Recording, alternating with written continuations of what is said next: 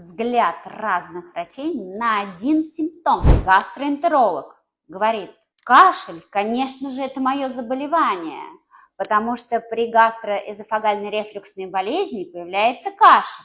Врач-оториноларинголог говорит: нет, кашель – это мое заболевание, потому что при синуситах, при фарингитах появляется кашель, а тем более если ларингит, то вообще еще и осиплость голоса. Так что кашель – это мой симптом. Врач-пульмонолог: нет, вы не правы.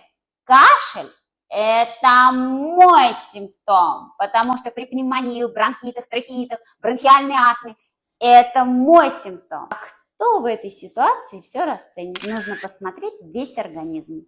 Для этого обязательно нужно посетить семейного врача.